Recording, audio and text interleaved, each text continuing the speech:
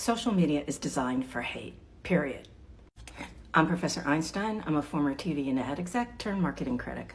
The short version of this is that social media is designed to make us angry so that we stay online longer so they can sell us more ads. Here's the geeky academic longer version. Well, a lot of you know me as a marketer. My PhD is in something known as media ecology. As a media ecologist, I studied media within social systems. So how has the internet changed politics? How has it changed education? How has it changed how we shop? Different media technologies change society in different ways.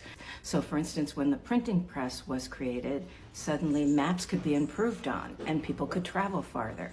People could have individual copies of the Bible so that they didn't need the clergy to interpret it for them. Educator and social critic Neil Postman talked about the fact that there are positive and negative consequences related to technologies.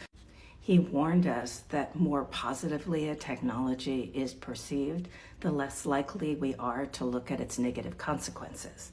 Postman was building on the work of Harold Innis, who is a political economist who looked at media technologies and social change and power relationships. He also talked about communications technology as having biases. They are either biased in terms of space or in terms of time. If you think about a technology being biased in terms of time, you might think of something like clay tablets. They last forever, many years, but not many people see them. Electronic technologies are biased by space because they can reach many people, but the information is ephemeral. It's gone tomorrow. Electronic media privilege space over time, and with that, monopolies over long-term knowledge. Douglas Rushkoff built further on that, talking about biases within computer technologies. And computer technologies bias things that can be quantified, bias things that can have data related to it. And particularly as it relates to social media, it privileges interaction through technology over face-to-face interaction, and it privileges being connected to this all of the time. Over the last few weeks, we've seen these privileges of technology, the privileges of the biases, played out on steroids. Space has won out over time. Hate speech and misinformation raced across the internet. Data-fueled misinformation as creators produce content in order to get clicks and followers. We've traded interacting with people face-to-face with interacting with people through technology. And if you want no better example of that, think about how many trick-or-treaters showed up at your doorstep.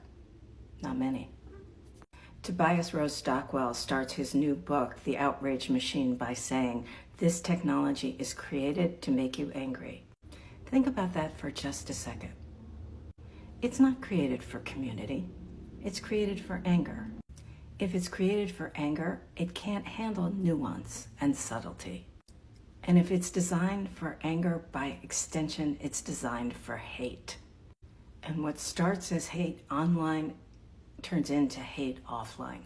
And we've seen that from a small boy being killed in Illinois to all of the anti-Semitism that is going on campuses across the United States. So what do? The first step is to be aware of the biases and do everything you can to mitigate against them. That means reading history instead of listening to short video hot takes. Connect with people offline instead of online, and connect with people who aren't part of your community. And take long breaks away from media, whether it's social media or any other. Anger and anxiety are being fomented to sell advertising. That seems like a really crappy trade-off when we lose civility and possibly our democracy.